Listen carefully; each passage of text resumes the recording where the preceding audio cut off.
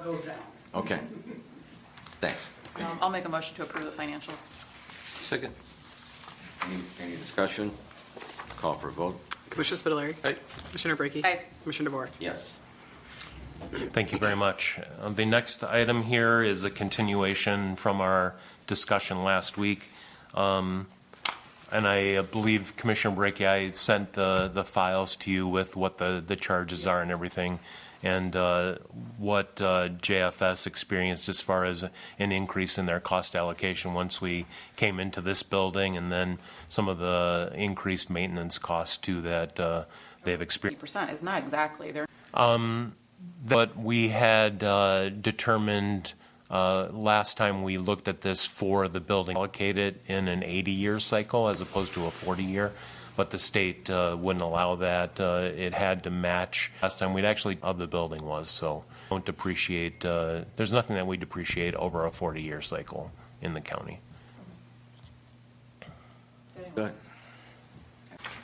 So the next item, Geauga County Courthouse expansion, approved by all the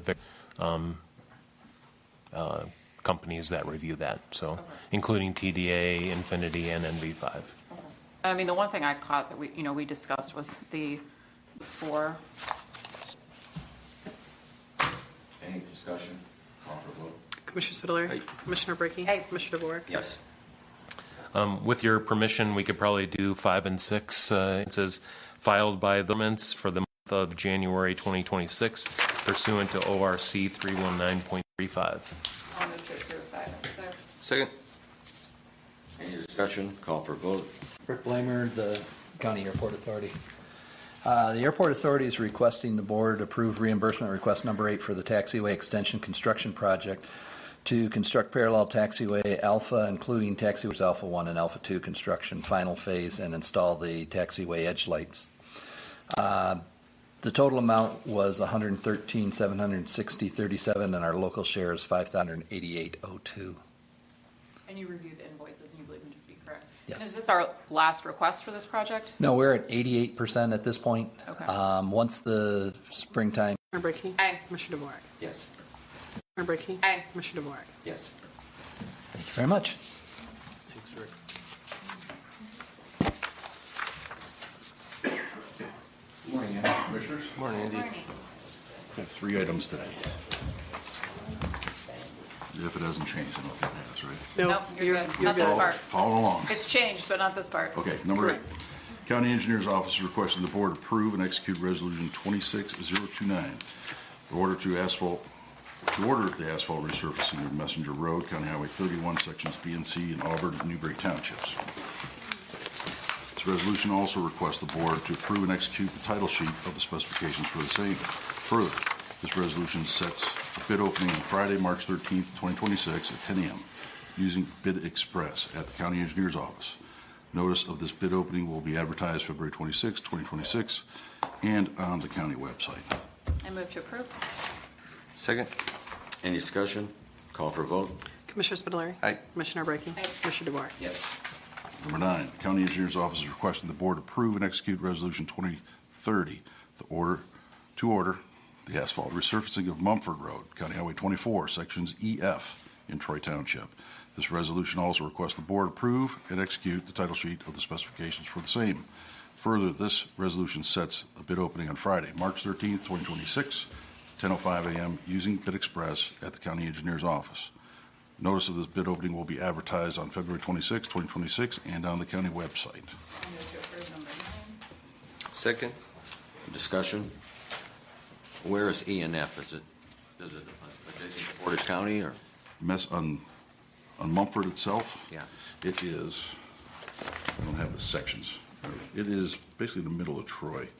It's north of, basically it spans, I should say, hang on. I could give you exact Tell me later. visual. I can tell you. Hold on, it was in our board packet. We have a map, yes. Right there you go. It is Messenger, from Stafford to Ravenna. Okay. That's Messenger. Mumford, Mumford's from 422 to 420. Patch Road, looks like. correct. Thank you. Okay, one more. Number 10. Hold that thought. We- Call for vote. Commissioner Spudler. Aye. Commissioner Brackey. Aye. Commissioner DeBoer. Yes. Number 10. Christie keeps us in line. I see that. Got to vote. I got it. County Engineer Office is requesting the board approve and execute Resolution 2631 to order the replacement of the Pettipone Road Bridge, structure 607, 1.25 in Bainbridge Township. This resolution also requests the board approve and execute the title sheet of the plans for the same. Further, this resolution sets a bid opening on Friday, March 20th, 2026 at 10:05 a.m. using Bid Express at the County Engineer's office. Notice of this bid opening will be advertised on February 26, 2026, March 5th, 2026, and on the county website. Can I ask one dumb question? No, absolutely. So there's a bid opening at 10 a.m. and then there's 2 bid openings at 10:05. Is that what you intended? Different day. Oh. Pettibone is on the 20th. Okay, got it. Different day. Got it. 2 on the 13th. 13th and 1 on the 20th. Yes, Thank you. and my understanding is Shane told me that you have township as well I on that believe day. there's township as well. Okay, so somebody else is coming in at 10. All right, I got it. All good. I'll move to approve number 10. Second. Any discussion? Call for vote. Commissioner Spudler. Aye. Commissioner Brackey. Aye. Commissioner DeBoer. Yes. Thank you, Commissioners. Have a great day.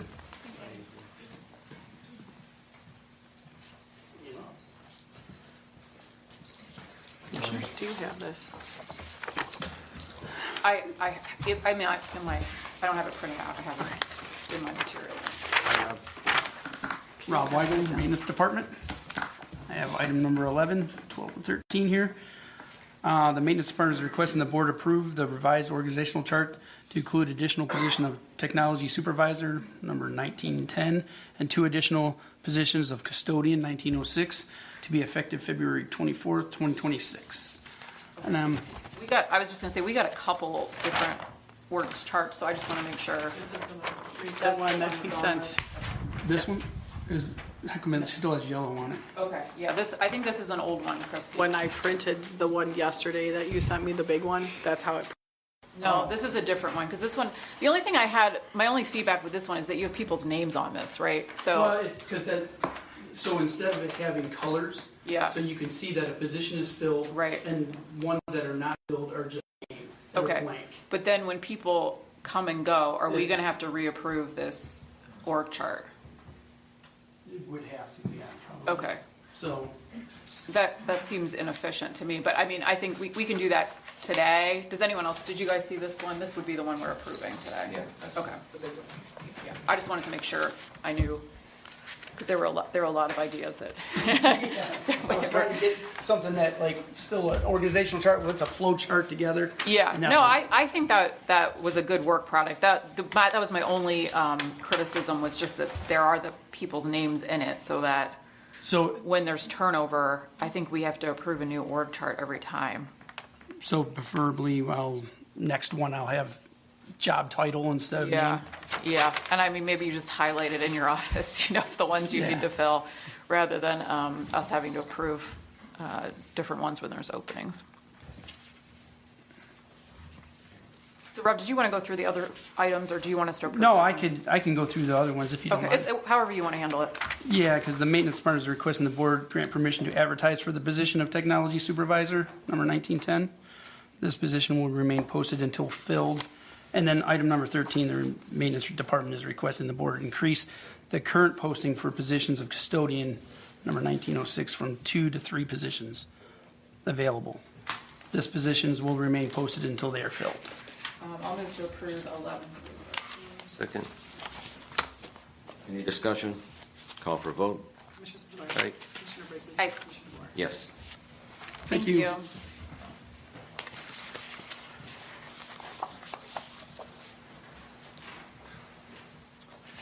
Morning, Commissioners. Morning. Nick Gorse, Water Resources. Item on the agenda is requesting the board approve and authorize Commissioner Spitaleri to execute the OWDA fund payment request number 11 for the McFarland Creek Wastewater Treatment Plant Improvement Project for technical services by HDR Engineering in the amount of $57,128.33.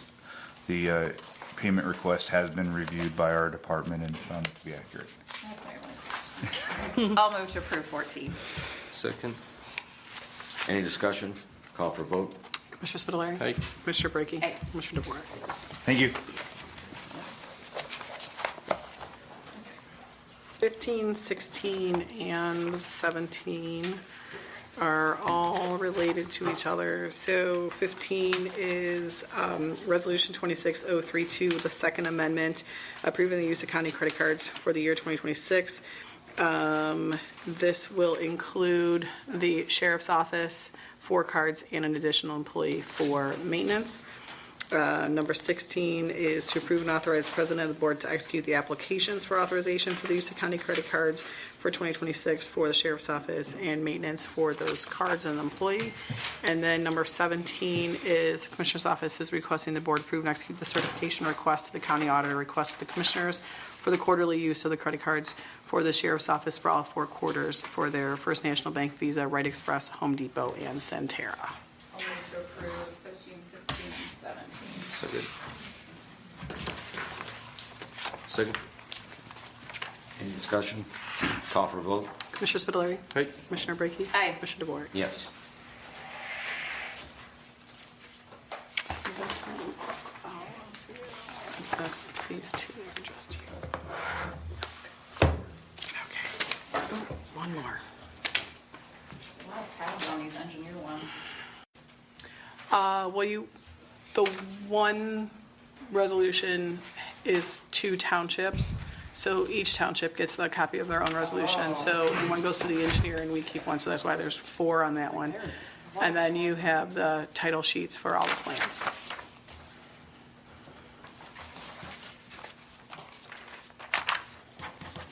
Okay. 18, 19, 20, 21, and 22 are all for the constant service unit.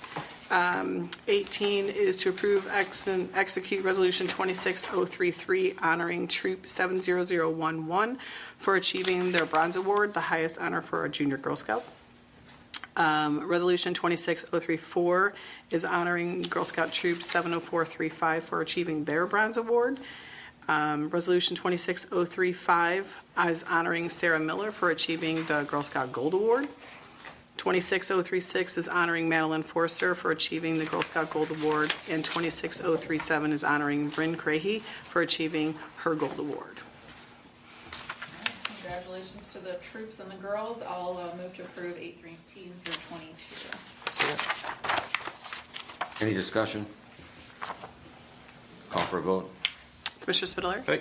Commissioner Brackey. Aye. Commissioner DeWort. Yes. And a resolution for each one of the girls in the 2 troops, and then the 3 for the girls.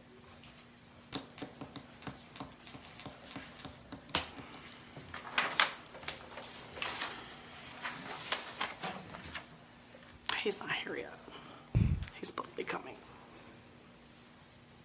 We can tip into board discussion. Sure. Yeah, let's do that. Absolutely. Okay, moving on to board discussion. We'll start with the strategic plan. So Mark's going to help me. So when you hired me, you not only asked me to oversee the day-to-day operations of the BOCC, but to also develop and implement initiatives that move the organization forward. Over the past 9 months, I've gathered those initiatives and organized them into 4 central themes, what we're calling our lines of effort. The purpose of these lines of effort is to give departments a clear framework for generating and aligning their work with our broader organizational priorities. They are intended to create focus, accountability, and forward momentum across the entire organization. The Deputy County Administrator and I have identified several key projects within each line of effort to begin building that momentum.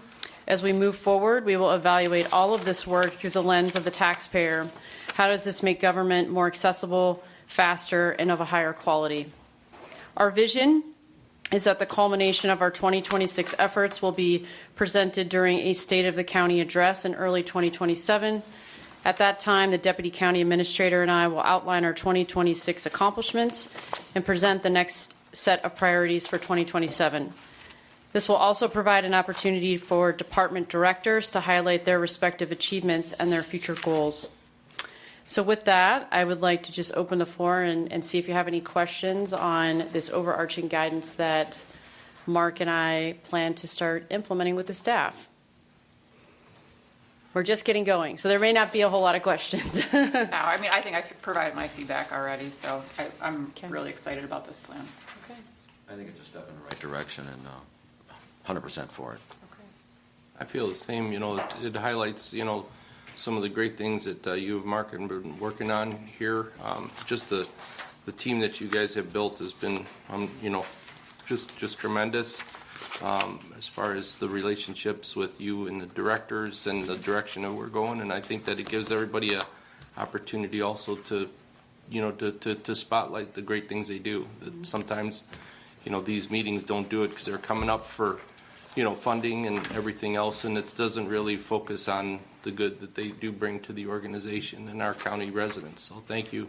No, thank you for that. Yeah, we recognize that there's, day-to-day operations, but then we're beginning to add in a layer of, tasks and priorities on top of the day-to-day work that, with the express purpose of really driving the organization forward in these 4 areas. It also opens up the directors, like I said, to look at the work that they do and to ask themselves, is this activity or task I'm about to develop or undertake, is it doing one of those 4 things? And if it is, then they know without even asking Mark or I that they're headed in the right direction. So it creates a level of autonomy down. It sort of pushes it down so they have a level of autonomy as directors to come up with new ideas, new initiatives that feed the overall intent of where we're trying to go. So we'll continue to update you, perhaps quarterly, as we approach the end of the year. This definitely is not a one and done, but this is just kind of that first 10,000-foot view of my assessment and where we'd like to go and get your concurrence on that. Okay. Yeah, I Thank look you. forward to the updates and seeing where how those benchmarks align as the year progresses. Definitely. Okay, thank you for that validation. Moving on to the bed tax, I also have Debbie. Oh, there she is. I couldn't see her behind the computer screen. So as you know, we've talked about this in session before. We had Destination Geauga come in.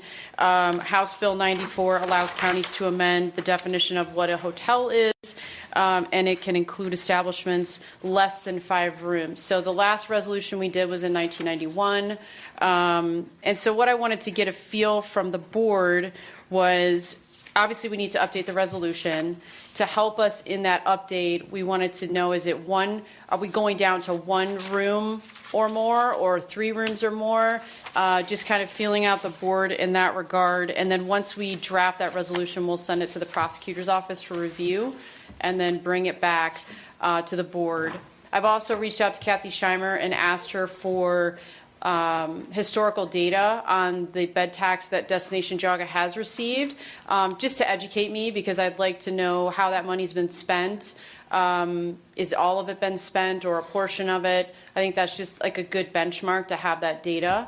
And I just sent that yesterday, so I don't anticipate she's going to respond quite Commissioner yet. Dvorak and I did go to the Destination Geauga annual meeting, and I think last year they received about $60,000, and they're spending everything we give them. Okay.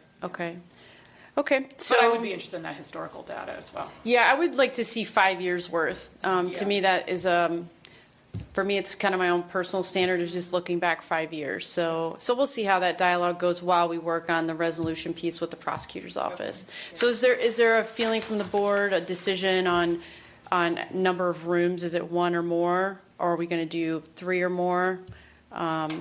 It can be less than 5.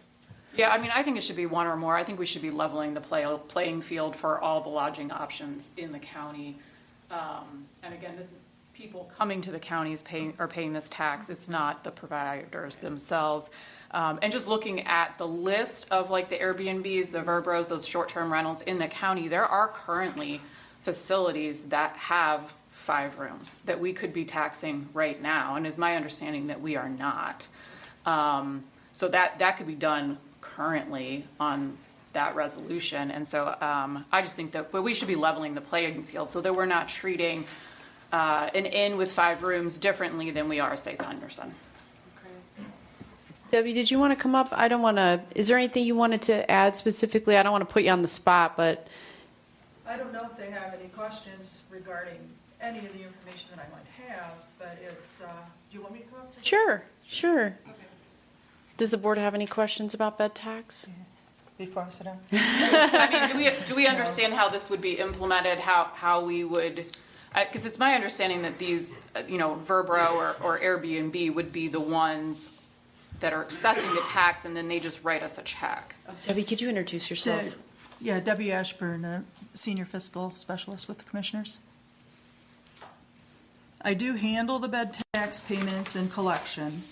I have not gone into finding this list. This was provided, this list was brought by the Community Development through Gina. And I don't know, and I don't think anyone knows really how much this would actually generate money for Destination Geauga. As you know, the county would receive nothing because we are just a pass-through for. Right now, we have 4 that I collect. I do Bass Lake, the Thompson KOA, so that would be removed from the list because I already collect on that one. Punderson and the club at Hillbrook. That in itself, through me, through Carrie in processing the payments and collection of the payments, and the auditor's office actually cutting the check and doing their paperwork, I have that at about $95 administrative fee for us right now per quarter. So if I'm going to expand this list by, I don't know how many, if these are all Airbnb and these are all Vrbo, then it is possible that I would only be expanding the spreadsheet by 2 if the payments are going to come from them. But then I would have to also know what township that they are in, these establishments, because the townships that do not collect their own bed tax, the only 2 that right now that do that I am aware of are City of Chardon and Newberry. So Punderson pays 3% to Newberry because Newberry collects that on their own, and as well as City of Chardon. So I am not for, reimbursing those 2 for any of the bed tax that I receive. So if it's a township like Bainbridge or I think Thompson, the other ones that they are not collecting their own bed tax, so I reimburse them 10%. I receive 3% bed tax to the county. I reimburse them, the townships, 10% of that if they are not collecting their own bed tax. So that's why I would need to know what townships those things are in. Okay. Any other questions from the board on the mechanics? I think the Destination Geauga group or their board would help identifying the Airbnbs in Geauga County.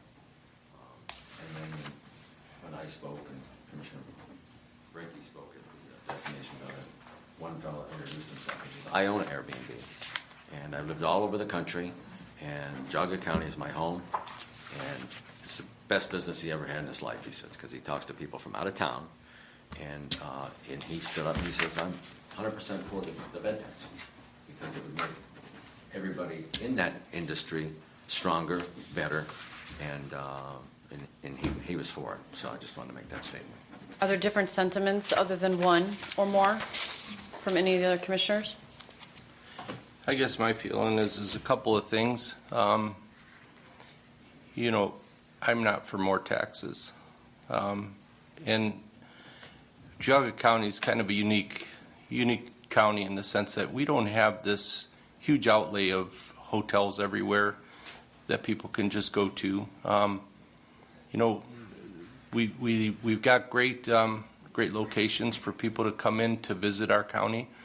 and those people are spending money in our county when they come in and visit, that I just think it's a double whammy to implement another tax. We're not in a position, fortunately enough, knock on wood, that that we're in any lack of dollars in our county here.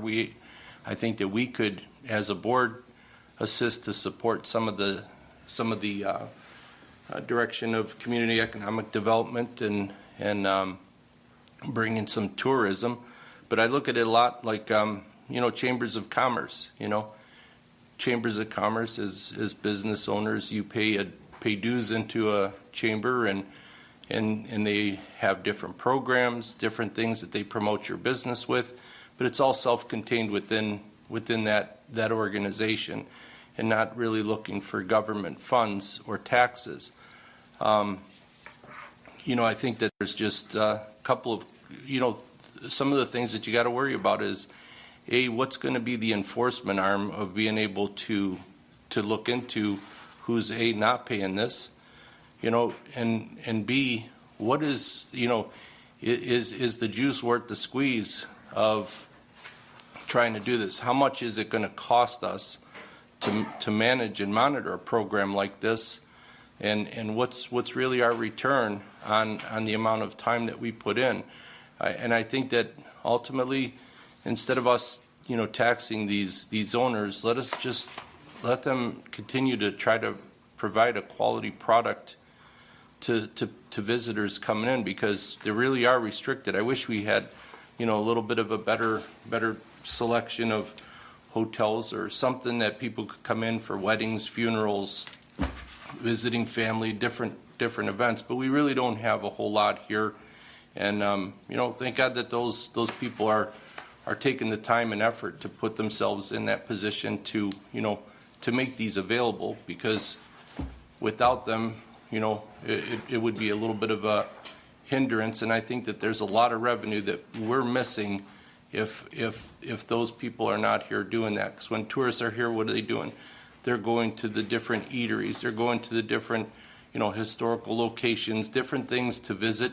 And what are they doing? They're spending money in our county. So I just think that this is such a if you're in business to be in the motel business or hotel business, or you got 5 or more that this is what you're doing, and you're managing that and everything else, you're set up for that, great. But for a guy to have a home that he takes pride in, to keep up and maintain, pays taxes on top of that for us here in the county, then why not? So that's my position. So I'm totally against it in a sense of no more taxes. And I think that 5 or more kind of draws the line and makes it reasonable. So thank you. I would say that the point of, is the juice worth the squeeze? I mean, I think that's a fair point, but I think we're only going to know that if we try it and see what we get in the bed tax versus how much effort it is. As far as the word taxes, it's 3%, and it's from out-of-town people. It's not taxing Geauga County residents, unless, of course, you stay in the Airbnb somewhere in the county. But, the advertisement could be for Destination Geauga. If the room is $100 a night, you spend $3 for tax. Spend overnight for $3 bed tax, Geauga County. I think that's a pretty good deal.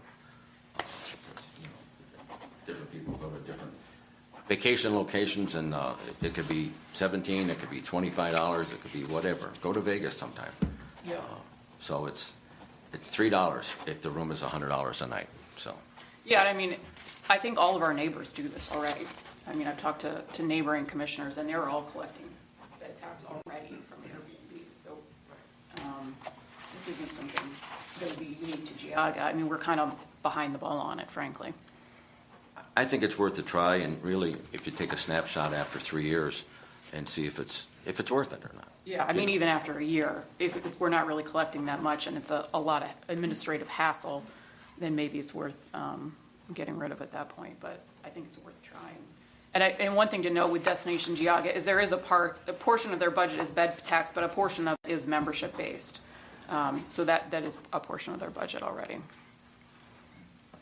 Thank you for that discussion. Thank you, Debbie. Let's move up to item 23 since Prosecutor Flays is here, and we can return to the rest of board discussion. Morning.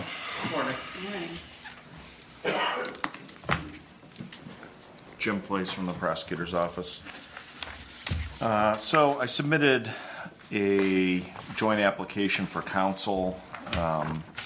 This is for the probate juvenile court. I met with Judge Berger yesterday afternoon, and he feel bad for Judge Berger. He's the Supreme Court's got him running all over the place. He's been in Summit County. I think last week he's supposed to be in Summit County for 2 straight weeks, but he's been trying to get back up here to handle certain things. So it was hard to connect with him in person. And after meeting with him yesterday afternoon, as you know, I'm statutory legal counsel for all county offices and officers, and that includes the courts.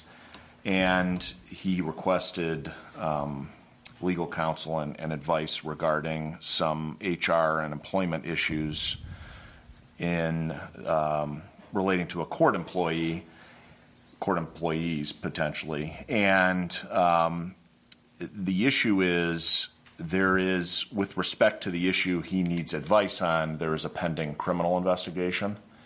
And when in the public employment sector, if somebody commits an act as a public employee that is also a criminal act, the issue then becomes there's something called Garrity. It's a U.S. Supreme Court decision. And you can call an employee in, and as part of their employment, you can ask them, hey, did you do X, Y, and Z? And if they refuse to answer you, you can use that as a basis to terminate their employment. The problem becomes in the criminal realm. The United States Supreme Court found that in that situation, that is a compelled statement. And if law enforcement is involved in that process, that corrupts the criminal investigation. So, myself and all my assistant prosecutors, whether they're in the civil or criminal division, we're law enforcement officers under the statute. And if there is a situation where a public employee has done something that impacts their employment, but is also a criminal act, I can't be on both sides of that fence. In fact, I can't be on the civil side of that fence because I'm always on the criminal side, because that's what I'm charged to do. So while there is a pending criminal investigation, I've told this, and I've told this to the judge, and I'll tell this to you. My plan is to refer that matter out to the Attorney General's office for further investigation, but it's going to end up coming back to me, so it doesn't really eliminate the conflict there. So it's unfortunate that the county has to expend money on this, but I have a clear conflict, and Judge Berger really does need some help here. Prosecutor Flays, I know McDonald Hopkins is the firm you chose. What attorney are you, or which attorney are you using there? Do you know? Well, I'm obviously was very pressed for time. I had about 2 hours to throw this together after our meeting yesterday. So I needed to use a lawyer that's already an approved vendor with the county. So I know Mr. Costura that's who I called. Okay. He does HR. He's done HR for other. No, well, yeah, I mean, he's done it for the Board of Health when I was on the Board of Yeah, Health. I mean, I think he's I a just good don't have a choice. lot of options. That's his government rate, unfortunately. Well, I asked because I think the rate you had was actually higher than the rate we have him for. Maybe your grandfather and he says his normal rate is $5.95 and his government rate is $3.95. Okay, I think in our told me contract, yesterday. I thought it was $3.75. So let's just double check to me. I mean, it's not that big of a deal, but yeah, it's I don't know. I haven't been in a law firm for a while, so I'm always kind of shocked at these hourly rates. But I guess I know I'm losing money. I know my 2012 hourly rate. Maybe I guess given inflation is probably. These aren't that crazy, but they seem crazy to me. No, that's what we charge now. Okay. That's the going rate. So this all stems from that newspaper article and the letter was sent out by an employee? You can He draw can't. your own Yeah, conclusions. he can't answer that. Add, just connect the dots. I get it. Yeah, just, I mean, as a general matter, I will tell you and make sure you let your employees know that, you know, if you're on the clock and you're using your public email and public resources and public employees, don't do campaigning, because that is a crime. The other issue, too, I mean, I think it's important for the county to make sure that he has good counsel here, because it's my understanding that one of the other candidates referred this to the auditor's office. And I know the auditors, in addition to the criminal part of it, you have an audit issue here. And I know the state auditor, not the county auditor's office, referred to the state auditor. I know they have a unit that kind of looks into those type of violations. And so, you know, there's a potential headache. And that falls on the county, not the court. So, again, I think it helps to have, you know, good counsel advising Judge Berger here. No, I agree. I'll move to approve number 23. Second. Any more discussion? Call for a vote? Commissioner Spudler. Commissioner Brackey. Aye. Commissioner DeBoer. Yes. Thanks for getting Yeah. in so quick. Yeah. It's just amazing because 2 years ago we went through a Kersinger thing. He was borrowing money from a vendor. It's against the Ohio Revised Code. And now this, I just think it's very pathetic and very low of a county employee doing this. So it's very disappointing. Yeah, I would describe that as taking bribes from a vendor is how I would more characterize that, but, you know, I have my prosecutor hat on. But I think that was much worse, but that, not excusing this type of conduct, but that was much worse for sure. Okay, thank you. Thank you for coming in. Okay, moving back to item number 24, board discussion. So I just want to discuss with the whole board an opportunity. Representative Joyce has opened the portal for FY27 community project funding. We only have to submit initial requests by March 6th there's an opportunity afterwards to submit additional documentation. So I did a little bit of research just to kind of look at what's been approved in the past from 2026. So I'll discuss this with the Deputy County Administrator, but I wanted to see, you know, if you have a sentiment again about applying for these types of grants. I haven't posed anything to the board like this before. Again, this is all in the vein of partnership, right? Looking for outward opportunities. So some Increased sources of revenue right, as well. Yeah. right. So some of the things that were approved just kind of nationwide under this grant. So let me cover what it is. So basically, this portal provides local governments and 501c3s with the opportunity to submit project requests for consideration in the federal appropriations process, helping to deliver meaningful resources to address our most pressing needs in Northeast Ohio. So again, initial submitting through the portal, it's a pretty basic application. There isn't a lot of details. You just kind of submit your basic info, and then they'll reach out to you afterwards, say, hey, we need these documents to prepare basically, you know, everything else for the grant process. Their FY27 guidance has not been posted yet, so again, that's why it's kind of vague, I guess, at this point. Some of the things, again, nationwide that have been looked at, I just kind of went through and highlighted some things that could also apply to us, just to give you an idea of what this type of grant could or maybe do for us.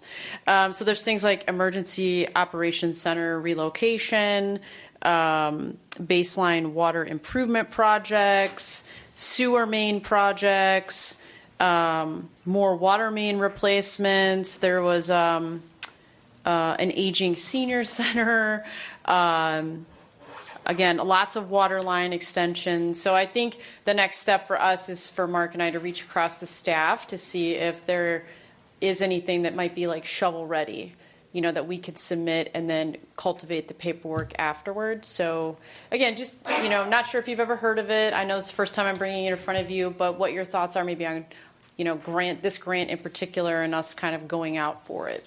We did apply for it last year. I think that was before your Prior to time, me. Amy. But yeah, I think we applied for the safety center roof and we were denied. So did not go. And we weren't even asked for more information. I don't think. I think Okay. it was a pretty quick denial. So I think, we in Geauga County, we pay a lot of taxes, both federally and statewide, and so it makes sense for us to try to claw back as much of that as we can, as long as the strings attached are not unduly burdensome, or impose, values on the county that are contrary to our own. So I think we should definitely identify some projects and try to get it in. But I just point out, we did not have luck last time. So I do think it may be worthwhile to reach out to Dave Joyce's office to get some feedback on what sort of things would be appealing to them to push, so that we can come with that. I mean, and within that, we have the state budget capital request as well. And so we should probably think about projects for that. I think their deadline's a little, like a week after the federal one. But I think some of those projects could probably apply to both funding opportunities. Yeah, and the initial information request, due on the 3rd is not extensive. It's very basic. So Yeah. I think that gives us time to put together a meaningful packet, with all the right supporting documentation that maybe gets us a success this time. So yeah, absolutely. Or at least a request for more information. Right. Okay. It's very much to look into, and we did get some state money for the roof or parking lot for the sheriff's office through Senator Sam O'Brien. And then different groups are emailing me or calling me about, and I give them information to this state senator to have them get a hold of her to see if it's, just a couple of things. DDC Clinic is seeking for grants, and so is Parkman Township. And there's always the Fair Board that needs some improvements and maintenance stuff. So we should seek for funds. So, thanks. Okay. Anything, Commissioner Fiddler? Nope. Okay. Anything else for board discussion? I do not have anything else. Okay, public comment, item number 25. Those wishing to make a comment or ask a question on matters of concern, please raise your hand to be called upon. Begin by stating your full name and address, and you'll have up to your full name and Township or municipality. yes, Yeah. municipality or township, and you will have up to 3 minutes to comment or ask a question, and you're kindly asked to refrain from disorderly or disruptive conduct. So just a reminder, our new public comment policy went into effect for today's session. So we'll have basically 5 members from the public that are able to make a public comment. Do we have everyone? Yes, sir. Please come up to the microphone.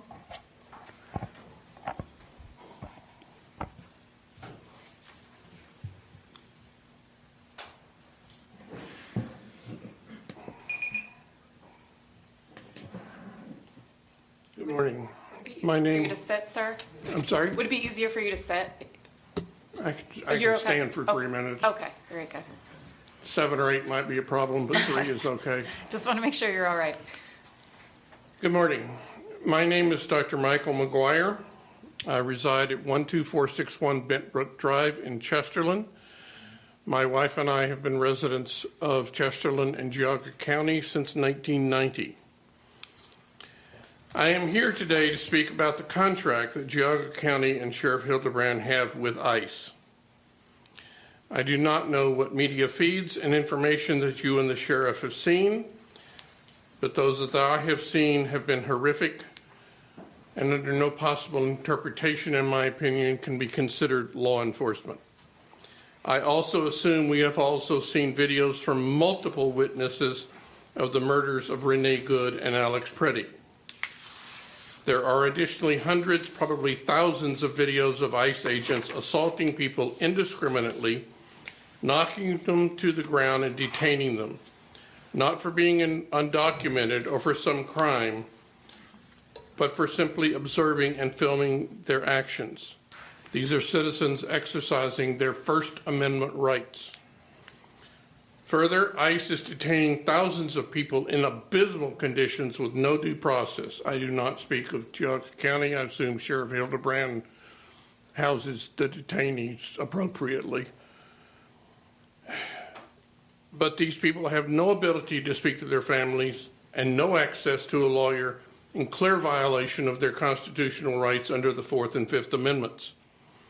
At least 3,500 children have been detained, many of them separated from their parents. Many children, including some U.S. citizens, have been deported without their parents. Last week, a 2-month-old baby, already incarcerated for half of his life, was rushed to the hospital in San Antonio with life-threatening respiratory issues, in significant part because the Dilley facility in South Texas has no full-time medical care available because nationwide ICE stopped paying medical providers last October. The child was released from the hospital with active bronchitis, and he and his parents and his 16-month-old sibling were deported the same day with absolutely no resources. Another child from that facility was taken to the hospital with pneumonia, and after being released back to the facility was denied her prescription medication. 2 days ago, a mother gave birth, not the first birth at the facility, after being rushed to a local hospital. So your time's up. Time's up. May I have one final statement?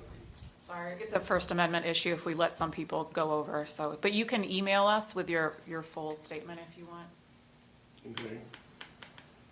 I just want to say cancel the contract. Thank you. Anybody else? Okay. Now, item 26. The Sheriff's Office is requesting the board move into executive session for the purpose of preparing for, conducting, or reviewing negotiations or bargaining sessions with public employees concerning their compensation or other terms and conditions of their employment pursuant to ORC 121.22G4. So moved. Second. Any discussion? Call for a vote. Commissioner Spudler. Aye. Commissioner Brackey. Aye. Commissioner DeVore. Yes. It will be Sheriff Hildebrand, Chief Rowan, Mark Jimison, and myself. Okay.